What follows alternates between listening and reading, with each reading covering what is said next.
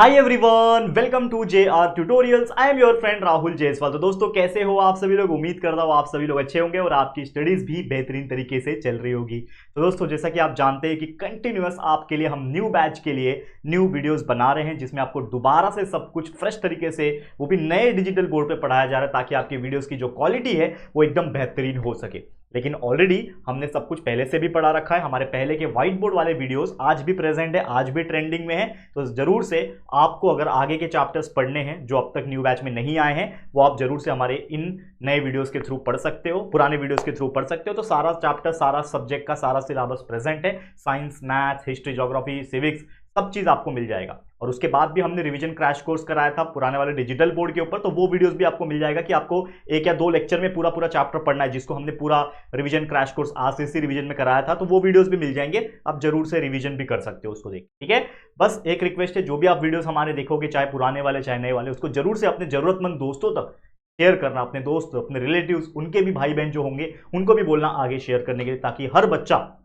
तो महाराष्ट्र में एक संकल्प हमने लिया है हर बच्चे तक पहुंचने का, ताकि उनको free of cost best quality education हम यहां से दे सके, तो वो जरूर से पूरा हो। तो प्लीज इस मुहिम में मुझे जरूर से हेल्प कीजिए बाय शेयरिंग आवर वीडियोस।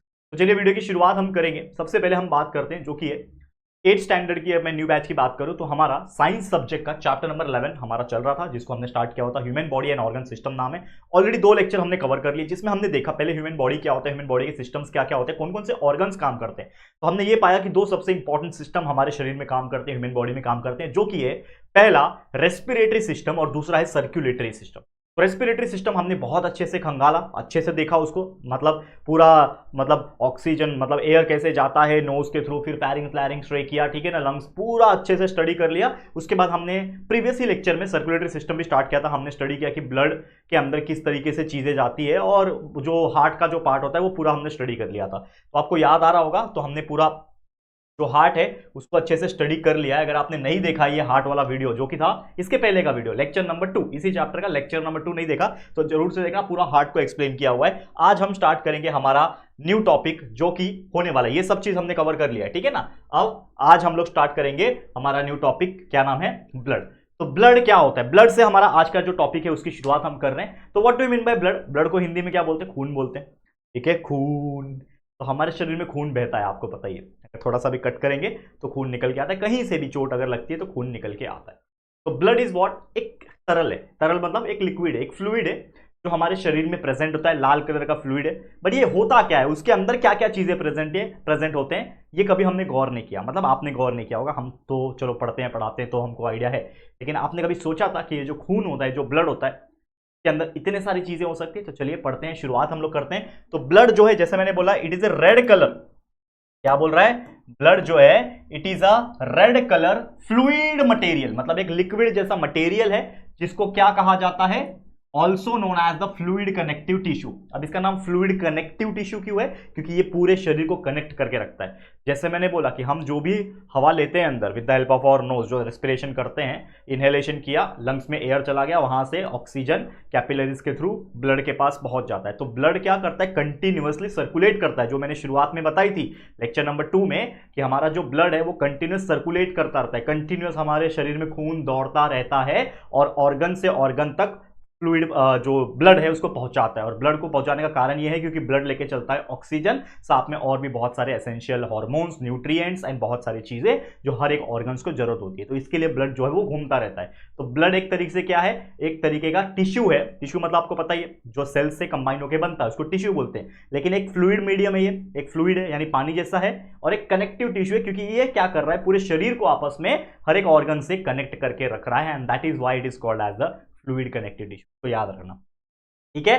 अब ये जो ब्लड होता है, खासकर मैं ऑक्सीजनेटेड ब्लड की बात करूं, यानी ऐसा ब्लड जिसमें ऑक्सीजन मिक्स हुआ हुआ है। जब हम ऑक्सीजन ले लेते हैं, एयर ले लेते हैं, तो जो ऑक्सीजन लंग्स के अंदर से एल्वियोलाई के थ्रू, कैपिलरीज के थ्रू ब्लड में पहुंचता है, तो ब्लड में क्या आ जाता है, ऑक्सीजन आ जाता है। तो उस ब्लड को हम बोलते हैं ऑक्सीजनेटेड ब्लड, ठीक है। जब वो ब्लड लंग्स के पास से जो ऑक्सीजन है वो जब लेके जा रहा होता है तो वो ब्लड को कहा जाता है ऑक्सीजनेटेड ब्लड। तो वो जो ऑक्सीजनेटेड ब्लड जो होता है वो ज्यादातर डीप रेड कलर होता है। मतलब क्या होता है, उसका कलर बात करें तो ज्यादा डार्क हो जाता है, क्योंकि नॉर्मल तो कलर वैसे भी आप देखोगे तो ब्लड का कलर रेड ही होता है, लेकिन जब ऑक्सीजनेटेड ब्लड होता है वो और ज्यादा थोड़ा सा डीप रेड कलर का होता है, सॉल्टी होता है। यानी अगर आपने कभी गलती से खून को टेस्ट किया होगा, अपना खुद का खून, जैसे कि हमको पता है कि मैंने आपको या फिर हम सभी को पता होगा ये चीज़, या फिर हमारे एल्डर्स भी बोलते हैं कभी कुछ चोट लगता है तो हम उसमें सलाइवा लगाते हैं, या फिर कुछ लोगों की आदत होती है कि मान लो यहाँ से कुछ कट गया तो हम लोग अपना मुंह के अंदर उंगली डाल देते हैं और ब्लड को सक करते हैं। क्योंकि एक बेसिक हैबिट होती है और ये हमें सिखाया भी जाता है, क्योंकि हमारा जो सलाइवा होता है, जो हमारा थूक होता है, इसके अंदर एंटी बैक्टीरियल और वी कैन से मतलब कुछ ऐसे हार्मफुल बैक्टीरिया के अगेंस्ट में लड़ने की एक ताकत होती है because of that protein in the saliva. ठीक है, तो वो सलाइवा हम लगाते हैं, लेकिन हमेशा मत लगाना, ठीक है ना, कभी कभी कंटामिनेंट्स भी प्रेजेंट होते हैं माउथ के अंदर, सलाइवा के अंदर, तो वो एक अलग चीज है। लेकिन हम बात कर रहे हैं यहाँ पे किसकी, सॉल्टी की। तो कभी बाई चांस हमें चोट लग जाती है, हम मुंह के ऊपर लगाते हैं उसको, तो अगर आपने कभी टेस्ट किया होगा, क्योंकि मैंने तो कभी टेस्ट किया है, बचपन में हम लोग को आदत होती है कट लग गया तो मुंह में डाल के हम लोग ब्लड जो है वो सक करते हैं, तो ब्लड जो होता है वो थोड़ा सा नमकीन टेस्ट करता है, यानी नमक जैसा टेस्ट करता है। अगर आप कभी गलती से टेस्ट फ्यूचर में कभी करते हो, ऐसा नहीं है कि काट के टेस्ट करने लग गए, ऐसा नहीं है, ठीक है, तो टेस्ट अगर करते हो तो मैं आपको बताना चाहता हूँ कि ब्लड का जो टेस्ट होता है वो सॉल्टी होता है और उसका पीएच वैल्यू होता है 7.4, मतलब थोड़ा सा अल्कलाइन इन नेचर होता है। आपको ये चीज मैंने आपको 7th स्टैंडर्ड में सिखाया था कि जो ब्लड होता है या फिर ब्लड नहीं, चलो कोई भी ऑब्जेक्ट होता है, अगर उसका पीएच वैल्यू 7 है तो वो न्यूट्रल है, 7 के ऊपर है यानी बेसिक है यानी अल्कलाइन है, और 7 के नीचे है यानी वो एसिडिक है। तो ये 7.4 है यानी ये स्लाइटली अल्कलाइन है, मतलब स्लाइटली बेसिक इन नेचर होता है। ठीक है, अब ब्लड जो होता है इसके अंदर बहुत सारे कंपोनेंट्स होते हैं, लेकिन इसमें सबसे ज्यादा इंपॉर्टेंट होते हैं 2 मेन कंपोनेंट्स। तो blood consist of 2 main components. कौन कौन से 2 मेन कंपोनेंट्स है? एक है आपका प्लाज्मा, दूसरा है आपका ब्लड सेल। याद रखना कौन से 2 कंपोनेंट है, प्लाज्मा एंड ब्लड सेल। तो प्लाज्मा और blood cell, it is the most important component of the blood. अब इन दोनों को हम डिटेल में एक एक करके पढ़ेंगे। सबसे पहले हम लोग पढ़ते हैं कि प्लाज्मा क्या होता है। ये शायद आपने कभी जिंदगी में सुना भी नहीं होगा यहां तक अगर आते आते। तो प्लाज्मा की अगर मैं बात करूं तो ये क्या है, it is a pale yellow, यानी हल्का फीका, बोलते हैं ना हल्का पीला कलर का, एकदम फीका येलो होता है ना। एक होता है येलो जो डार्क येलो दिखता है, ठीक है, तेरे पीले पीले दांत हम लोग बोलते हैं ना, तो डार्क येलो दिखता है। एक होता है एकदम हल्का पीला, तो उसको पेल येलो कहा जाता है। तो ये जो प्लाज्मा होता है एकदम पेल येलो कलर का क्लियर अल्कलाइन लिक्विड होता है, एक अल्कलाइन फ्लूइड होता है जो ब्लड के अंदर प्रेजेंट होता है, और इट कंटेन्स 90 to 92% वाटर, या लगभग 92% इसके अंदर पानी ही रहता है। 6 to 8% प्रोटीन प्रेजेंट होता है। ठीक है, protein is very important in our body. सिर्फ प्रोटीन मसल्स बनाने के लिए नहीं होता है, प्रोटीन का काम पूरे शरीर में होता है अलग अलग चीज को करने का। तो 6 to 8% इस प्लाज्मा के अंदर प्रोटीन होता है, और लगभग 1 से 2% क्या होता है, थोड़ा सा ऑर्गेनिक सॉल्ट होता है। And because of this salt जो ब्लड का जो टेस्ट है वो थोड़ा सा सॉल्टी लगता है हमें। ठीक है, अब जैसे मैंने बोला कि इसके अंदर क्या प्रेजेंट है, 6 से लेके 8% प्रोटीन है। तो प्रोटीन कौन कौन से होते हैं? One of the type of protein is albumin. क्या प्रेजेंट है? अल्ब्यूमिन। तो अल्ब्यूमिन एक टाइप का प्रोटीन है जो क्या करता है, it distributes the water all over the body, यानी पूरे शरीर में जो पानी पहुंचाने का काम करता है। ब्लड करता है ऑब्वियसली, लेकिन ब्लड के अंदर कौन सा पार्ट करता है? ब्लड के अंदर प्लाज्मा, और प्लाज्मा के अंदर कौन सा प्रोटीन? अल्ब्यूमिन। तो याद रखना अल्ब्यूमिन जो है ये पानी को डिस्ट्रीब्यूट करता है ऑल ओवर द बॉडी, याद रखना।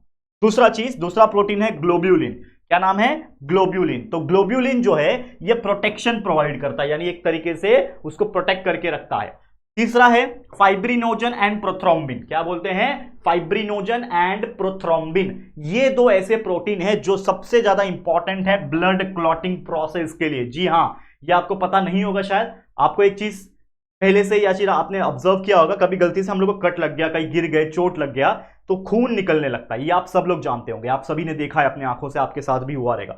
जब वो खून निकलता है तो आप देखोगे कुछ टाइम के बाद, जब आप उसको हाथ लगाते हो या फिर कुछ भी लगाते हो, कुछ टाइम के बाद जो खून निकलना होता है वो ऑटोमेटिकली बंद हो जाता है। क्यों बंद हो जाता है? क्योंकि जैसे कहीं पर भी कट लग रहा है वहां से जब खून निकल रहा है, तो जब खून निकलता है तो खून के अंदर ही एक प्रोटीन प्रेजेंट होता है जिसका नाम है फाइब्रिनोजन एंड प्रोथ्रोम्बिन। वो जब निकलते हैं तो साथ में ये देखते हैं कि वहां से वो जो निकल रहा है, यानी एक्सटर्नल ब्लीडिंग जब हो रहा है, तो वहां पे अपना फाइब्रिनोजन और प्रोथ्रोम्बिन नाम का प्रोटीन सिक्रीट होता है। एंड बिकॉज ऑफ दैट खून वहां पे गाढ़ा होने लगता है और थक्का जम जाता है। थक्का मतलब सॉलिड जम जाता है, और जिसकी वजह से ब्लड जो है वहां पे क्लॉट हो जाता है। क्लॉट मतलब जम जाना वहां पे। और इस प्रोसेस से हमारा फायदा होता है, क्योंकि अगर ब्लड क्लॉटिंग नहीं होगा तो सोचो अगर गलती से कुछ कटा गया है, या फिर मान लो कहीं एक्सीडेंट हो गया है, कहीं कुछ हो गया है, तो आपका खून बहता रहेगा, बहता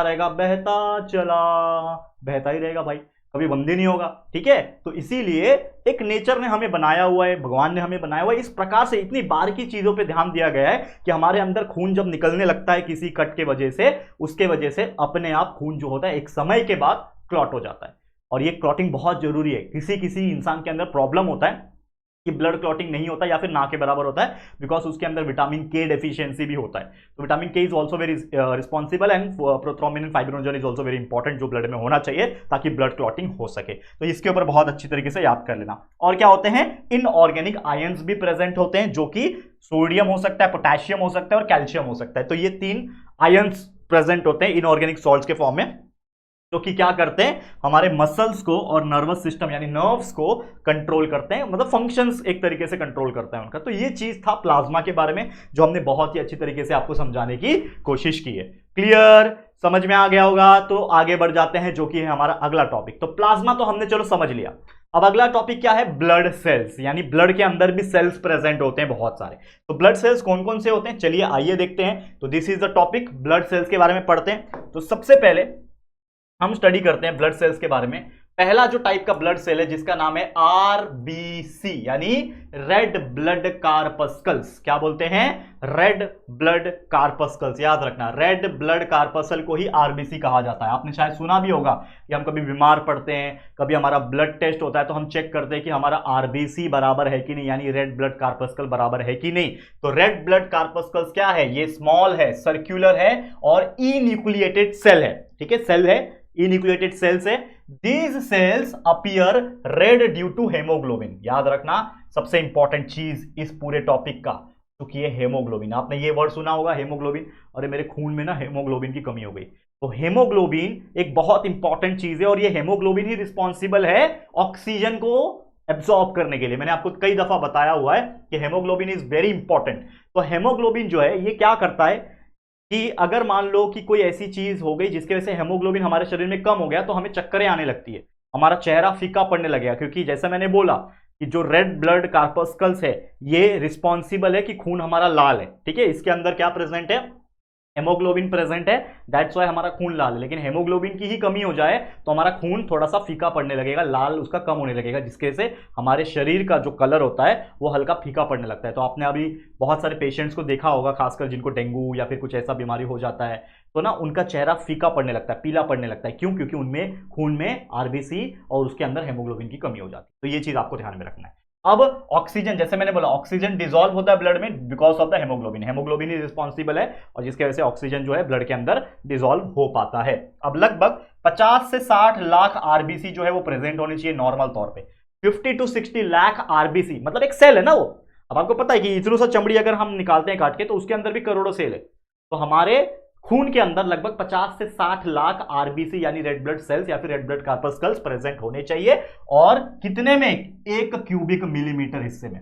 1 क्यूबिक मिलीमीटर मतलब आपका एक बाल जितना पतला है ना, उतने पतले हिस्से में, मतलब 1-2 बूंद खून के अंदर 50 से 60 लाख रेड ब्लड कार्पस्कल्स प्रेजेंट होने चाहिए। समझ में आ रहा है, वो चीज होता है। अब आरबीसी जो प्रोड्यूस होता है वो कहां से प्रोड्यूस होता है, क्योंकि देखो शरीर में बन भी रहा है ना आरबीसी, ऐसा नहीं है कि आप कहीं बाहर से लेके आ रहे हो, आपके शरीर में ही बनता है, हर चीज आपके शरीर में बनता है। तो हमारे शरीर में होता है रेड बोन मैरो, ये आप लोग कहीं ना सुने होंगे, मूवी था क्रिश, कौन सा क्रिश, टूथ की कुछ तो क्रिश 3 था ऐसा, उसमें वो वायरस बनाता है, उसको चाहिए होता है बोन मैरो, तो उसके पापा के उसमें से बोन मैरो निकालने की कोशिश करता है। याद है वो ऋतिक रोशन जो बुढ़ा रहता है उसमें, रोहित मेहरा, उसमें से निकालने की कोशिश करता है, that is the bone marrow. तो बोन मैरो यानी हमारे हड्डियों के अंदर एक मैरो होता है। जो लोग नॉन वेजिटेरियन है, जो चिकन वगैरह खाते हैं, उनको पता है कि हड्डी के अंदर भी एक मैरो होता है जो लोग चूस के खाते हैं लास्ट में। ठीक है, जो नॉन वेजिटेरियन है उनकी बात कर रहा हूँ, जो वेजिटेरियन है उन्होंने शायद नहीं देखा होगा या फिर उनको नहीं पता होगा। लेकिन मैं आपको बताना चाहता हूँ कि हमारा शरीर या फिर कोई भी एनिमल का जो शरीर होता है, उनके अंदर जो हड्डी होती है, हड्डी के अंदर क्या होता है, एक रेड कलर का, या फिर रेड भी बोल लो, जैसा भी बोल लो, हल्का मतलब देखो देखने में तो थोड़ा सा वो ब्राउनिश ही लगता है लेकिन रेड बोला जाता है। तो रेड बोन मैरो प्रेजेंट होता है और वही बोन मैरो ही रिस्पॉन्सिबल है for the protection of RBC. And red bone marrow जो है और आरबीसी जो है लगभग 100 से लेके, ठीक है ना, 100 से लेके 128 डेज तक, देखो यहां पे लिखा हुआ है 100 से 127 डेज, माफ करना, 100 से 127 डेज तक जिंदा रहते हैं। मतलब वो सेल है ना, तो वो एक सेल 100 से लेके 127 दिन तक जिंदा रहते हैं, उसके बाद वापस से रिन्यू हो जाते हैं। ठीक है ना, समझ में आ गया। तो ये था हमारा पहला रेड ब्लड सेल्स। दूसरा पढ़ते हैं जो कि WBC, जिसको बोला जाता है व्हाइट ब्लड सेल्स। WBC यानी व्हाइट ब्लड सेल्स। अब आपने देखा होगा कि रेड ब्लड सेल्स तो समझ में आता है सर हमारा खून लाल होता है, ये सफेद खून कहां से आता है, ठीक है। तो WBC व्हाइट ब्लड सेल्स जो होता है ये भी एक खून का ही हिस्सा है। कुछ लोग इसको गलत नजरिए से देखते हैं, ठीक है, WBC व्हाइट ब्लड सेल की सर वो वाला चीज है क्या, नहीं बच्चा, खासकर जो मेल हो गए, जो आदमी होगा, जो स्टूडेंट होगा वो ये सब सोचता है, लेकिन गलत चीज मत सोचना, WBC एक डिफरेंट थिंग है, ठीक है। तो WBC क्या होता है, WBC मतलब व्हाइट ब्लड सेल्स है, ये क्या होते हैं, थोड़े बड़े होते हैं, साइड में न्यूक्लिएटेड होते हैं और ये कलरलेस सेल होते हैं जो कि लगभग 5000 से लेके 10,000 क्वांटिटी में प्रेजेंट होते हैं पर मिलीमीटर क्यूब ऑफ ब्लड, यानी ब्लड के अंदर ही व्हाइट ब्लड सेल्स प्रेजेंट होते हैं। एक बूंद अगर आप लोगे तो उसके अंदर 5 से 10,000 आपको WBC देखने मिल जाएंगे। अब WBC 5 टाइप के होते हैं, याद रखना 5 टाइप के WBC होते हैं। एक का नाम है बेजोफिल, दूसरा का नाम है यूसिनोफिल्स, तीसरा नाम है न्यूट्रोफिल्स, चौथे का नाम है मोनोसाइट, पांचवे का नाम है लिम्फोसाइट्स। ये सिर्फ एक नाम है जो आपको याद करके चलना है फिलहाल में, लेकिन जब आप हायर स्टैंडर्ड जाओगे, अभी तो आप बहुत बेसिक 8 स्टैंडर्ड पढ़ रहे हो, लेकिन जब आप 11 12 में जाओगे इनका पूरा डिटेल एक्सप्लेनेशन आपको दिया रहेगा, बहुत मजेदार टॉपिक्स होते हैं ये सब। जब आप 11 में बायोलॉजी लोगे या फिर 10th में भी कुछ पार्ट्स है, लेकिन ना के बराबर है, 11th वगैरह में ज्यादा, 12th वगैरह में ज्यादा आपको देखने मिल जाएंगे। तो ये 5 टाइप के नाम याद रखना है, एग्जाम में क्वेश्चन आता है कि what are the 5 types of WBC, तो कौन कौन सा है, basophil, eosinophils, neutrophils, monocytes and lymphocytes, ये आपको ध्यान में रखना है। अब WBC जो प्रोड्यूस होता है ये भी किसमें प्रेजेंट होता है, सॉरी प्रोड्यूस होता है रेड बोन मैरो के अंदर प्रोड्यूस होता है, सेम जैसे आपका RBC हो रहा था। और WBC क्या है, ये एक सोल्जर का काम करता है हमारे बॉडी का। सोल्जर का काम मतलब क्या, लड़ता है क्या, यस लड़ता है, हमारे अंदर ब्लड के अंदर वो रहता है WBC और बीमारियों से लड़ता है। तो हम लोग बोलते हैं ना हमारा इम्यून सिस्टम, हमारे रोग प्रतिरोधक शक्ति जिसको हम लोग बोलते हैं, कि हमारे शरीर में जब कोई हार्मफुल बैक्टीरिया वायरस जब एटमॉस्फेयर से आते हैं या फिर किसी पर्सन के माध्यम से किसी भी तरीके से आते हैं, तो हमारे शरीर में आते ही हम बीमार पड़ जाते हैं कि नहीं। सबसे पहले जब वो बाहर के जो वायरस बैक्टीरिया हार्मफुल वाले जब आते हैं तो हमारे शरीर में भी WBC नाम का एक सोल्जर प्रेजेंट है, खून में प्रेजेंट है, घूमता रहता है। तो WBC नाम का सोल्जर प्रेजेंट है, वो बैक्टीरिया वायरस आ रहा है वो इससे दुश्मन दुश्मन करेगा। लेकिन कभी कभी ऐसा हो जाता है कि जो WBC जो सेल्स होते हैं और जो बाहर के जो बैक्टीरिया वायरस जो आ रहे हैं उनकी तादाद ज्यादा होती है, यानी 1 लाख की क्वांटिटी हम 50,000 या फिर 5,000 की क्वांटिटी, तो 5,000 लोग मिलकर 10,000 लोग को तो नहीं हरा सकते, तो हार जाता है WBC एक टाइम के बाद, और फिर वो पूरा वायरस हमारे शरीर में आके हमको बीमार कर जाता है। फिर हम लोग क्या लेते हैं, हम लेते हैं एंटीबायोटिक्स, जो देता है डॉक्टर हमें दवाई गोली देता है ना, तो वो एंटीबायोटिक्स खाते हैं, फिर वो WBC के पास शक्ति आ जाती है, बोलता है आप तेरे को बताता हूं, तो उसको तोड़ फोड़ देता है और फिर भगा देता है बाहर शरीर के, यानी जो हार्मफुल बैक्टीरिया वायरस है उसको किल कर देता है और फिर से हम स्वस्थ हो जाते हैं। तो इस तरीके से WBC हमारा काम करता है। वो क्या करता है, this cell attacks the pathogen. क्या काम है WBC का, फंक्शन क्या है, ये अटैक करता है पैथोजेंस। पैथोजेंस मतलब हार्मफुल बैक्टीरिया वगैरह को हमारे शरीर में घुसने से रोकता है और माइक्रोबियल डिसीज होने से बचाता है। क्लियर, इंपॉर्टेंट है, याद कर लेना, बाय हार्ट कर लेना, रट्टा मार लेना, मेरे को नहीं मालूम लेकिन याद कर लेना, ठीक है।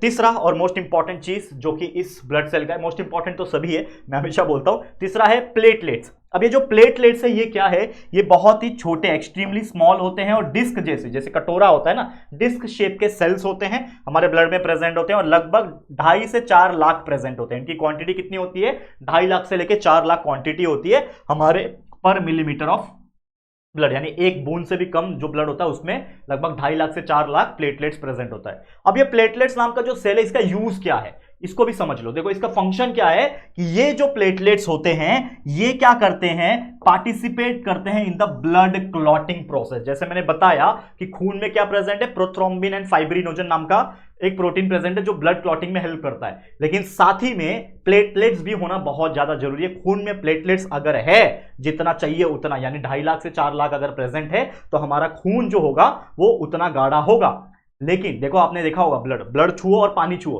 तो पानी एकदम पतला लगेगा आपको छूने में, लेकिन खून आप छुओगे तो आपको गाढ़ा लगेगा। जैसे ऑयल कैसा होता है, गाढ़ा होता है, वैसे आपका ब्लड जो होता है वो भी गाढ़ा होता है। क्यों गाढ़ा होता है, उसके अंदर प्लेटलेट्स प्रेजेंट होते हैं इसके लिए गाढ़ा होता है। लेकिन कभी कभी ऐसा होता है बिकॉज ऑफ डेंगू या फिर कुछ ऐसे बीमारियां हो जाती है जिससे प्लेटलेट्स का जो काउंट है, जो नंबर है, जो 2.5 लाख से 4 लाख होना चाहिए वो बहुत कम हो जाता है बिकॉज ऑफ दैट बीमारी। तो वो कम होने लगता है तो हमारा जो खून होता है वो भी पतला होने लगता है। और अगर ऐसा हो गया कि हमारा प्लेटलेट्स 1 लाख से भी नीचे आ गया, चलो 2.5 लाख का लिमिट है हमारा, लोअर लिमिट कितना है 2.5 लाख का, लेकिन 2.5 लाख से नीचे करते करते 1 लाख से भी कम आ गया तो ये खतरे का संकेत हो जाता है। और ब्लड के अंदर जो प्लेटलेट्स है उसकी अगर भारी मात्रा में कमी हो जाए तो इंसान की डेथ भी हो सकती है। और जो खून है ना वो आपके शरीर से डायरेक्टली बाहर भी निकल सकता है, क्योंकि हमारे शरीर के अंदर क्या घूम रहा है, खून घूम रहा है। हल्का सा कट मारूंगा तो खून निकलेगा, ये आप जानते हो। लेकिन रोक कौन रहा है इसको? हमारा चमड़ी। लेकिन हमारे चमड़ी में से पसीना तो निकलता है बाहर, अंदर से बाहर। हमारे शरीर के अंदर से पसीना जो है, जो वाटर है ना, वो तो निकलता है। सर फिर ब्लड क्यों नहीं निकलता? ये सोचा है कभी आपने कि भाई पसीना तो बाहर निकल जाता है, वो तो पानी है, ब्लड भी तो पानी जैसा है, वो क्यों नहीं निकलता? भाई मैंने आपको बोला कि जो वाटर होता है वो बहुत ज्यादा पतला होता है, खून गाढ़ा होता है, इसीलिए वो हमारे शरीर के बाहर नहीं निकल पाता। लेकिन अगर प्लेटलेट्स कम हो गया, 1 लाख से बहुत कम हो गया, तो खून भी पानी जैसा पतला हो जाएगा और हमारे शरीर से डायरेक्टली बाहर निकलने की कोशिश करेगा। जैसे पसीना बाहर निकलता है वैसे डायरेक्टली खून भी बाहर निकलेगा। और ये बहुत रेयरेस्ट ऑफ रेयर केस है, बहुत रेयर केस में होता है, ना के बराबर चांस है, बट कुछ लोग को हुआ है, होता भी है। ठीक है, तो ये चीज का आपको ध्यान में रखना है। ठीक है, समझ में आ गया? तो उम्मीद करता हूं क्या होता है ब्लड के अंदर जो पार्ट्स होते हैं, प्लाज्मा, ब्लड सेल्स, ये आपको बहुत अच्छे से समझ में आ गया होगा। चलते हैं नेक्स्ट टॉपिक की तरफ। देखो बड़ा लेक्चर हो सकता है, अगेन मैं बोलना चाहूंगा, तो लेकिन फटाफट से आप इसको देखो, और अगर बड़ा लग रहा है तो 1.5 की स्पीड लगा लो, वैसे भी बहुत फास्ट बोलता हूं तो आपको बहुत अच्छा लगेगा। चलो नेक्स्ट है फंक्शन ऑफ ब्लड। ब्लड का फंक्शन क्या है? देखा जाए तो बहुत सारे फंक्शन है, तो चलिए एक एक करके डिस्कस करेंगे। पहला जो फंक्शन है, जो कि आप देख पा रहे हो स्क्रीन के ऊपर, ठीक है, पहला जो फंक्शन है जो कि है ट्रांसपोर्ट ऑफ गैसेस। जैसे मैंने बोला कि ब्लड क्या करता है, लंग्स के पास से ऑक्सीजन को लेके जाता है और अलग अलग ऑर्गन्स तक सप्लाई करता है। तो ये गैस हुआ ना, तो ऑक्सीजन जो है उसको कैरी करता है, तो oxygen is carried via blood. क्या कर रहा है? ऑक्सीजन जो है ये कैरी हो रहा है via blood from lungs to cell, lungs से सेल तक जाता है, फिर अलग अलग बॉडी तक जाता है। और साथ ही में मैंने आपको बताया था कि सेल के अंदर माइटोकॉन्ड्रिया प्रेजेंट होता है, वहां पे फूड प्रिपरेशन प्रोसेस, फूड नहीं बोल सकता, एनर्जी प्रिपरेशन प्रोसेस होता है। तो हमने ऑक्सीजन लिया, वो अंदर गया, और न्यूट्रिएंट जो हमने खाना खाया वो दोनों रिएक्ट करते हैं किसके अंदर? सेल के अंदर, माइटोकॉन्ड्रिया के अंदर। लेकिन उसके साथ में एनर्जी के साथ साथ क्या निकलता है? Carbon dioxide. तो कार्बन डाइऑक्साइड वापस से ब्लड के रास्ते लंग्स के पास आ जाता है और लंग्स उसको नोज के थ्रू बाहर निकलता है। ठीक है, लेकिन लेके कौन आया? ब्लड लेके आया। तो ब्लड क्या करता है? ऑक्सीजन लेके जाता है और कार्बन डाइऑक्साइड लेके आने का काम करता है लंग से ऑर्गन से, और ऑर्गन से लंग के पास। ठीक है, तो याद रखना। नेक्स्ट है ट्रांसपोर्ट ऑफ न्यूट्रिएंट्स। जैसे ब्लड ऑक्सीजन को लेके जाता है, कार्बन डाइऑक्साइड को लेके आता है, वैसे ही ब्लड न्यूट्रिएंट्स को भी लेके आने का काम करता है। ठीक है, तो जैसे कि glucose, amino acid, fatty acids, ये सभी चीज को क्या करता है? एब्जॉर्ब करता है और लेके जाता है। तीसरा है transport of waste material. Waste material को भी लेके जाता है, जैसे कि नाइट्रोजनियस वेस्ट होते हैं, अमोनिया, यूरिया, क्रिएटिन, ठीक है ना, क्रिएटिनिन। तो ये सब चीज जो है, ये जो टिश्यूज द्वारा रिलीज किया जाता है, वो ब्लड के अंदर जाता है, और वो किडनी के थ्रू जो एक्सक्रीशन प्रोसेस है, इसमें इसका बहुत ज्यादा इंपॉर्टेंट रोल होता है। ठीक है, नेक्स्ट है प्रोटेक्शन। एंटीबॉडीज जो है वो प्रोड्यूस होते हैं हमारे खून के अंदर, और ये प्रोटेक्ट करता है हमारे बॉडी को harmful bacterias, microbes and harmful particle से। ये भी आपको याद रखना है। पांचवा है transport of enzymes and hormone. जैसे मैंने बोला, हमारे शरीर में बहुत सारे हार्मोन्स हैं जो हमारे बॉडी में चेंजेस लाते हैं, या फिर कोई भी चीज हम कर रहे हैं तो हार्मोन्स के वजह से कर रहे हैं। तो ब्लड क्या करता है? ट्रांसपोर्ट करता है एंजाइम्स को एंड साथ ही में कुछ हार्मोन्स को जो प्रोडक्शन होते हैं, और वहां से उसको अलग अलग जगह पे लेके जाता है। नेक्स्ट है यहाँ पे थर्मो रेगुलेशन। थर्मो रेगुलेशन यानी बॉडी का टेम्परेचर आपको पता होगा कितना होता है? 37.5 एक नॉर्मल टेम्परेचर, 37 डिग्री सेल्सियस हम लोग बोलते हैं, 37.5 भी बोलते हैं, कुछ लोग 37 बोलते हैं, लेकिन हम इतना मान के चलेंगे कि 37 डिग्री सेल्सियस जो है ये हमारा क्या है? बॉडी का टेम्परेचर। देखो यहाँ पे लिखा भी हुआ है, ठीक है, यहाँ पे 37 डिग्री लिखा भी हुआ है। तो 37 डिग्री सेल्सियस जो है बॉडी का टेम्परेचर मेंटेन करता है खून, इसीलिए खून हमारा गर्म रहता है। आप खून को टच करोगे तो आपको गर्म महसूस होगा। ठीक है ना। नेक्स्ट है maintaining the balance of minerals. Minerals जैसे कि सोडियम, पोटेशियम, ये सब बॉडी को अंदर मेंटेन करता है ब्लड। और साथ ही में अगर ब्लीडिंग होता है, इंजरी होता है, तो प्लेटलेट्स और प्रोटीन जो है ये क्या करते हैं? जो भी इंपॉर्टेंट प्रोटीन है जैसे कि फाइब्रिनोजन वगैरह जो है, उसके हेल्प से क्या करते हैं? ब्लड क्लॉटिंग करते हैं, और इंजरी का घाव यानी जख्म का घाव जो है वो जल्दी जल्दी भरने की कोशिश करते हैं। ठीक है, तो इसके लिए ब्लड भी बहुत जरूरी है। समझ में आ गया? क्लियर है? तो ये था पूरा फंक्शन ब्लड का, इसको भी आप बाय हार्ट कर लेना, याद कर लेना। चलो अब चलते हैं हमारे अगले टॉपिक की तरफ। तो अगला जो टॉपिक है वो है ह्यूमन ब्लड ग्रुप्स। तो आपने सुना होगा कि खून तो आपको समझ में आ गया, लेकिन जो ब्लड होता है वो भी अलग अलग प्रकार के होते हैं। कभी आपने देखा है कि ब्लड डोनेशन होता है? कभी किसी को चोट लग गया, एक्सीडेंट हो गया, बहुत खून बह गया, इसको खून की जरूरत है, तो ब्लड बैंक से ब्लड लेके आया जाता है, या फिर किसी रिलेटिव्स को बुलाया जाता है जिसका ब्लड ग्रुप सेम हो जाए, वो उसको ब्लड दे सकता है। ये सुना है आपने कहीं ना कहीं मूवीज में, कहीं ना कहीं सीरियल्स में, कहीं ना कहीं आपने देखा होगा। तो वही चीज है यहाँ पे, दैट इज ब्लड ग्रुप्स। तो ब्लड ग्रुप्स क्या होते हैं? डिपेंडिंग अपॉन द प्रोटीन जो हमारे ब्लड के अंदर प्रेजेंट होते हैं, जैसे एंटीजेंस और एंटीबॉडीज, उसके ऊपर डिपेंड करता है कि जो ब्लड होता है वो कौन से टाइप का रह सकता है। तो there are so many different types of blood. जैसे कि 4 मेन टाइप के ब्लड होते हैं, A group, B group, A B group और ओ ग्रुप। याद रखना, ए ग्रुप हो सकता है, मतलब आपको कोई पूछेगा कि what is your blood group, तो आपका या तो ए होगा, या तो ए बी होगा, या तो बी होगा, बी छूट गया ना, ए होगा, या तो बी होगा, या तो ए बी होगा, या तो ओ होगा। तो इस हिसाब से हम लोग बोलते हैं। जैसे आप मेरा मुझसे पूछोगे तो मेरा ए पॉजिटिव है, किसी का ओ पॉजिटिव होता है, ओ नेगेटिव होता है, बहुत rare blood, rarest of rare blood, O negative blood. तो ये नेगेटिव पॉजिटिव क्या है, ये है आरएच फैक्टर। ठीक है, आरएच फैक्टर्स भी होते हैं, मतलब हर टाइप के जो ग्रुप होते हैं इसमें भी दो टाइप होता है, प्लस और माइनस, यानी पॉजिटिव नेगेटिव। तो एक या तो पॉजिटिव ब्लड ग्रुप हो सकता है या तो नेगेटिव ब्लड ग्रुप हो सकता है, यानी ए पॉजिटिव हो सकता है या तो ए नेगेटिव, बी पॉजिटिव हो सकता है तो बी नेगेटिव हो सकता है, ए बी पॉजिटिव या तो ए बी नेगेटिव, या तो ओ पॉजिटिव या तो ओ बी ओ नेगेटिव। तो ये टोटल मिला के देखा जाए तो 8 टाइप हो सकते हैं, लेकिन हम ब्लड ग्रुप बोलेंगे 4 ही है, ए बी ओ, ये 4 ब्लड ग्रुप है, लेकिन इसके अंदर भी दो दो टाइप है। आरएच फैक्टर जिसको हम लोग बोलते हैं तो टाइप है, दैट इज प्लस माइनस वाला, पॉजिटिव नेगेटिव वाला, ये चीज आपको ध्यान में रखना है। अब कुछ और इंपॉर्टेंट टर्म्स है, इसको भी समझ लेते हैं। जैसे कि आप जानते हो मैंने बात किया ब्लड डोनेशन का, तो ब्लड डोनेशन क्यों जरूरी है? मान लो किसी का एक्सीडेंट हो गया, खून ज्यादा बह गया, तो उसको खून की जरूरत हो सकती है ताकि उसके बॉडी के अंदर इनफ क्वांटिटी में खून रह सके, ताकि उसका सर्कुलेशन प्रोसेस फिर से चालू हो और उसका फंक्शनिंग बराबर हो सके। तो इसीलिए खून की कमी हो जाने पे, because of the loss of blood, accident में खून निकल गया बहुत ज्यादा, तो किसी रिलेटिव्स को बुला के इसका ब्लड अगर मैच करता है, यानी इसका भी ए पॉजिटिव है तो इसका भी ए पॉजिटिव है, तो हम लोग ब्लड ग्रुप जो है वो दे सकते हैं, मतलब ब्लड डोनेशन कर सकते हैं। इस प्रकार से चीजें, तो इसको क्या बोला जाता है? ब्लड डोनेशन कहा जाता है। अब एक होता है ब्लड बैंक। तो ब्लड बैंक क्या करता है? ये एक ऐसा बैंक है जो क्या करता है, अलग अलग लोग क्या करते हैं, ब्लड को क्या करते हैं, यहां पे डोनेट करते हैं, और वो डोनेटेड किया हुआ जो ब्लड होता है वो क्या करता है, उसको स्टोर करके रखता है, ताकि जरूरत पड़ने पे वो जरूरतमंद लोगों तक पहुंचाया जा सके। ठीक है, उसको बोलते हैं ब्लड बैंक। ठीक है, नेक्स्ट है यहाँ पे ब्लड डोनर। अब ब्लड डोनर मतलब क्या होता है? जो डोनेट करता है ब्लड को, जो ब्लड को डोनेट करेगा उसको बोलते हैं ब्लड डोनर। मैंने भी अपने लाइफ में 2 या 3 बार ब्लड डोनेशन किया हुआ है। ठीक है, अच्छा लगता है, करके देखो, बोलते हैं ना, कहावत है वो, इसके ऊपर ना एक मुहिम निकला था, एक एडवर्टाइजमेंट चला था टीवी के ऊपर, करके देखो अच्छा लगता है। अलग अलग सेलिब्रिटीज थे, आई गेस अमिताभ बच्चन थे जिन्होंने एडवर्टाइज किया था कि करके देखो अच्छा लगता है। तो blood donation is very important thing. क्या पता आपका जो ब्लड आपने डोनेट किया है वो कहीं पे किसी जरूरतमंद लोग तक पहुंच रहा होगा, ऐसे इंसान तक पहुंच रहा होगा जिसको सच में ब्लड की जरूरत थी और उसकी जान उस आपके ब्लड से बच सकी होगी। तो इसके लिए ब्लड डोनेशन बहुत जरूरी है। 18 साल के ऊपर अगर आप हो जाओगे तो आप जरूर से ब्लड डोनेट कर सकोगे। साल में 2 या 3 बार ब्लड डोनेट किया जा सकता है, ऐसा कुछ रूल है, तो वो आप जरूर से ट्राई करना। ठीक है, एक होता है ब्लड रेसिपिएंट। तो जो ब्लड रिसीव करता है, जो ब्लड रिसीव करता है वो उसको बोलते हैं ब्लड रेसिपिएंट। यानी कि समझ लो कि मेरे को चोट लगा था, मेरे को खून की जरूरत है, तो किसी ने मुझे ब्लड दिया, तो मुझे ब्लड मिला, तो मैं बन गया ब्लड रेसिपिएंट, जिसने दिया वो बन गया ब्लड डोनर। समझ में आ गया? ओके। अब ये जो ब्लड डोनेशन का जो खेल है, इसमें 2 इंपॉर्टेंट चीज होता है, एक होता है यूनिवर्सल डोनर, एक होता है यूनिवर्सल रेसिपिएंट। तो यूनिवर्सल डोनर मतलब ऐसा डोनर, ऐसा डोनेट करने वाला इंसान जो अपना खून दे दे तो वो हर किसी को जा सकता है। ठीक है, यानी वो अपना खून दे दे तो वो ए वाले को भी जा सकता है, बी वाले को भी जा सकता है, ए बी वाले को जा सकता है, और ओ वाले को तो जाएगा ही जाएगा। तो ये यूनिवर्सल डोनर जो होता है वो होता है ओ ब्लड ग्रुप। ठीक है, तो जो ओ ब्लड ग्रुप होता है ये होते हैं यूनिवर्सल डोनर। यानी अगर मान लो कि मेरा ब्लड ग्रुप ओ है तो मैं हर किसी को ब्लड दे सकता हूं, मेरा खून हर किसी का काम आएगा, क्योंकि मैं ओ हूं, ओ पॉजिटिव। ठीक है, तो मैं हूं ओ पॉजिटिव, तो मैं एक यूनिवर्सल डोनर हो गया, मतलब हर किसी को मैं डोनेट कर सकता हूं। ए ब्लड ग्रुप वाले को भी दे सकता हूं, बी वाले को भी दे सकता हूं, ए बी वाले को भी दे सकता हूं, और ओ वाले को भी दे सकता हूं। याद रहेगा? ओके।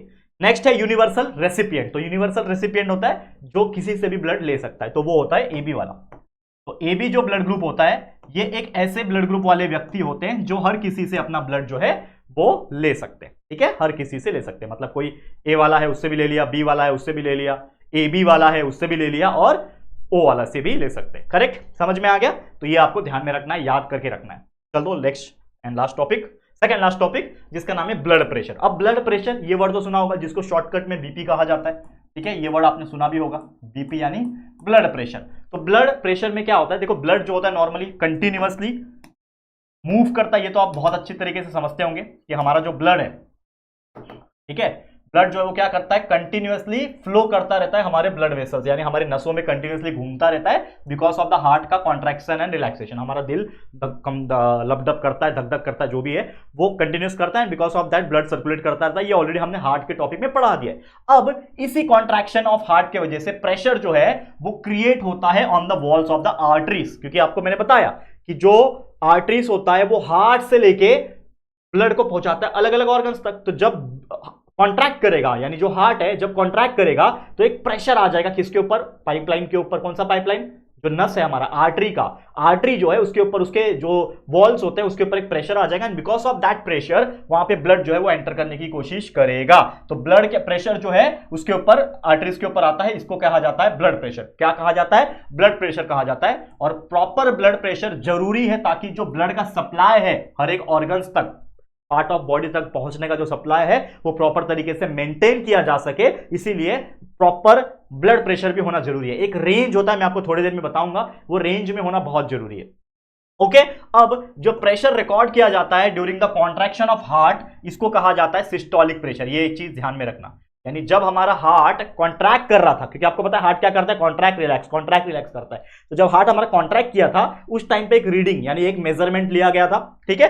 तो वो जो प्रेशर एक्सर्ट होता है उसको बोला जाता है सिस्टोलिक प्रेशर। और जब रिलैक्स हो जाता है हमारा हार्ट, मतलब कॉन्ट्रैक्ट था तो एक रीडिंग लिया, वो प्रेशर जो पड़ा उसके ऊपर वो पड़ा कौन सा, सिस्टोलिक प्रेशर, नाम दे दिया उसको सिस्टोलिक प्रेशर। लेकिन जैसे रिलैक्स हुआ तो एक और रीडिंग लिया गया with the help of a device, एक मेजरमेंट डिवाइस होता है, मैं आपको बताता हूं, देखो वो रहा मेजरमेंट डिवाइस, उससे मेजर किया जाता है। और एक होता है आपका जो रिलैक्स होने के टाइम पे एक मेजरमेंट किया जाता है, उस प्रेशर को कहा जाता है डायस्टोलिक प्रेशर। ये दो चीज याद रखना, systolic pressure and diastolic pressure. तो सिस्टोलिक प्रेशर एक रीडिंग है और डायस्टोलिक प्रेशर भी एक रीडिंग है। इन दोनों के लगभग बीच में अगर आपका रीडिंग आ रहा है तो समझ लेना आपका ब्लड प्रेशर नॉर्मल है। तो वो कौन सा होता है, नॉर्मल प्रेशर क्या होता है, तो blood pressure of a healthy person, याद रखना, अगर कोई इंसान हेल्दी है तो उसका ब्लड प्रेशर होता है सिस्टोलिक 120 से लेके 80 मिलीमीटर, और 139 89 जो है ये mmHg, मतलब एक रीडिंग होता है, मर्क्यूरी mm मतलब मिलीमीटर ऑफ मर्क्यूरी एक रीडिंग होता है। तो दिस डिवाइस, ये जो डिवाइस होता है इसको कहा जाता है स्पिग्मोमैनोमीटर।